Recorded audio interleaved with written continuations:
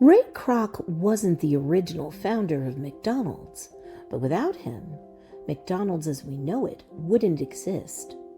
At 52, most people are settling, careers calcify, dreams narrow, ambition learns to behave. Ray Kroc was doing the opposite. He was still selling, still pitching, still chasing something he couldn't quite name. Not success, momentum. Some people want to win, others simply can't stop moving. Ray Kroc didn't arrive fully formed. He cycled, jobs changed, industries shifted, sales routes blurred into each other. Paper cups, coffee beans, milkshake machines. What stayed constant wasn't the work, it was the refusal to stand still. Kroc wasn't driven by comfort or creativity. He was driven by friction, the feeling that life kept almost opening and closing again.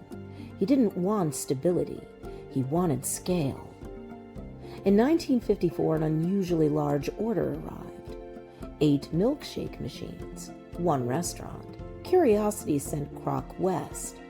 What he found wasn't culinary innovation, it wasn't flavor, it was order. A kitchen engineered like a factory floor. Every movement measured, every decision simplified. 2 brothers, Richard and Maurice McDonald, had built a system designed to remove chaos. They thought they'd solved a local problem. Kroc saw a national one. The McDonald brothers optimized. Kroc multiplied. That difference matters. Optimization improves what exists. Multiplication changes what's possible. Kroc didn't want to protect the system. He wanted to release it everywhere, not slowly, not carefully, relentlessly. What he offered sounded generous. Partnership, growth, opportunity. What he practiced was something else.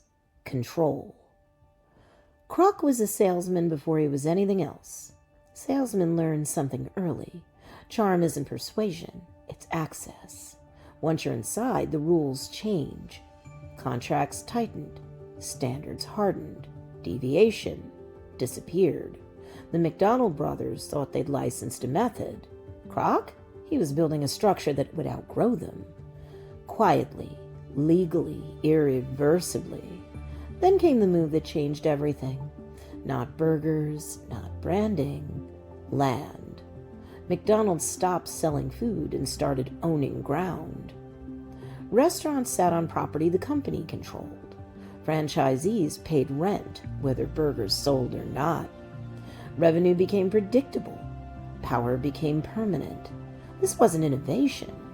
It was leverage, and leverage does not argue. At a certain point, ambition stops responding to success and starts responding to momentum. Ray Kroc wasn't chasing improvement, he was chasing expansion. That pattern shows up repeatedly in modern empires. Once a system works, the question is no longer should it grow, only how far it can go. In 1961, the separation between Kroc and the McDonald brothers was formalized. A purchase price, a handshake promise, no paper trail. The brothers exited wealthy, but finished. The brand kept their name, the story kept moving. Kroc didn't just acquire McDonald's, he acquired authorship. Expansion accelerated, uniformity hardened. Every store identical, every burger precise, every deviation corrected. This wasn't creativity. It was discipline, and discipline scales faster than imagination. What Kroc recognized was not a restaurant opportunity.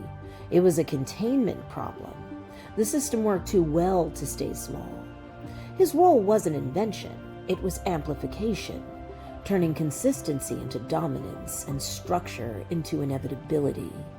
The system worked. The cost was invisible until it wasn't. Kroc's standards didn't soften with success. They sharpened. His temper flared.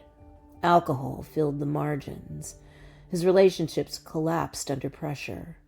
Control is effective, but it is rarely gentle. The same traits that built the empire eroded the man. In public, Kroc became the founder. The narrative simplified. The origin was streamlined. The past was edited. Most people don't challenge the story a brand tells itself. They just repeat it.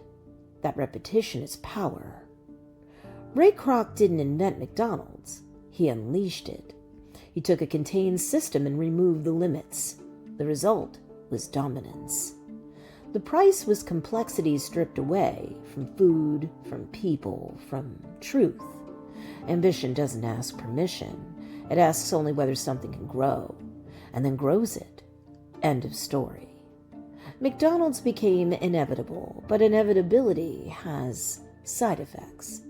Systems built for scale don't adapt easily. Control resists change. Familiarity hardens into expectation. And once expectation forms, the product has to carry more than hunger. It has to carry meaning. Once ambition takes control, it demands proof that the product itself can carry the weight. And that pressure lands not on leadership, but on the food. Because the system only survives if the product works without explanation. Next episode, we stop talking about ambition. We talk about why the food itself worked and why one sandwich became the most efficient product in fast food history.